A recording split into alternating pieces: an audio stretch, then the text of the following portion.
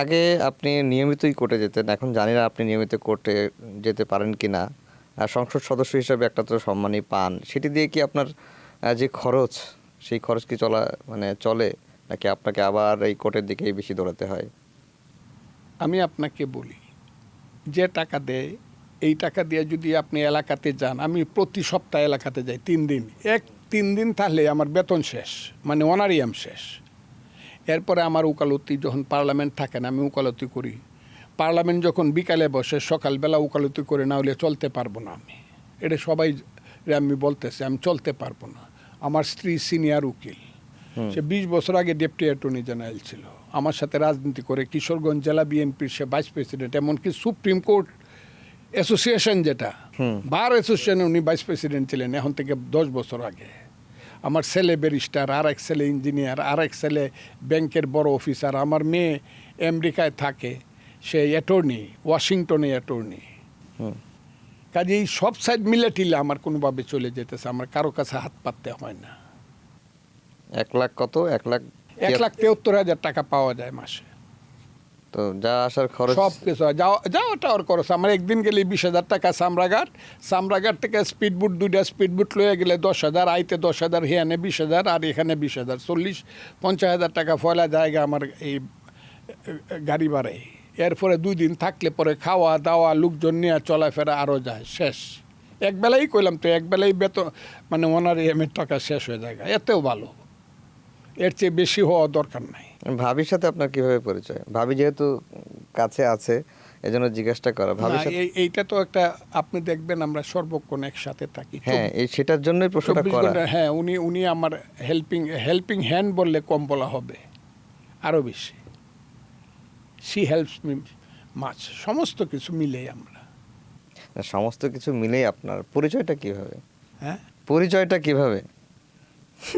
পরিচয় আমি মনে করি রাজনীতি যেহেতু সে করে, এবং সিরিয়াস রাজনীতি করে, কিন্তু বললাম তো কিশোরগঞ্জ জেলা বিএনপির সে ভাইস প্রেসিডেন্ট, সে বারের সে ভাইস প্রেসিডেন্ট ছিল, এখনো ওর আইনজীবী ফোরামের ভাইস চেয়ারম্যান কেন্দ্রীয়ভাবে। তার কাজ থাকা উচিত, দল যদি মনে করে। শুধু আমার স্ত্রী হিসাবে সে থাকবে কেন, তারও কাজ থাকা উচিত। যে কাজেই হোক একটা কাজ তার থাকা উচিত, আমি মনে করি এটা। কথাটা কি বুঝতে পারছে? না হলে সে পলিটিক্স করবে কেন? তাহলে সে শুধু আমার স্ত্রী হয়ে থাকবে। সে কেন পুলিশের সামনে গিয়ে দাঁড়ায়, আমি যখন জেলখানায় গেছি তখন পুলিশের সামনে দাঁড়ায় গিয়ে ভাই এই কথাটা সে কেন বলবে? সে ঘরের বউ থাকবে, বউয়ে কান্নাকাটি করবে আর স্বামীর জন্য দোয়া করবে। সে পুলিশের সাথে সে বা মিলিটারির সাথে সে হাতাহাতি বা সে ফেস করতে যাবে কেন?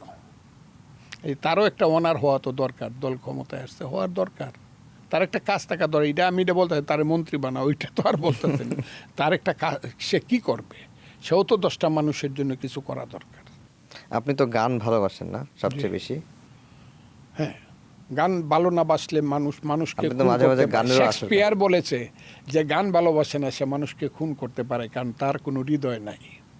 কিন্তু কিছুদিন আগে তো গান নিয়ে অনেক কিছু হয়ে গেল সামাজিক যোগাযোগ মাধ্যমে। একজন শিক্ষিকা গানের সঙ্গে রিলস করার কারণে তাকে যেভাবে হেনস্থা করা হয়েছে, সেটি নিশ্চয়ই আপনার নজরে এসেছে।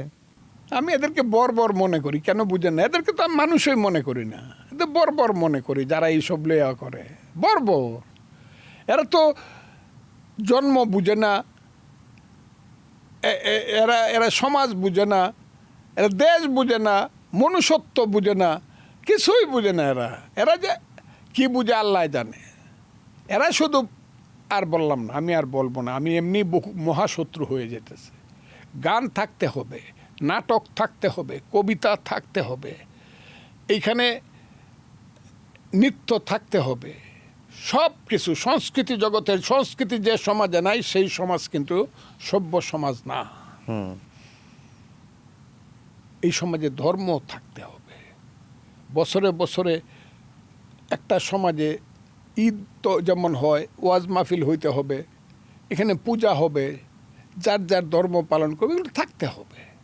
কিন্তু রাজনীতির সঠিক ধারা যেটা পলিটিক্স, সে যে সঠিক ধারা, সেই ধারাটায় আসতে হবে সংস্কৃতি।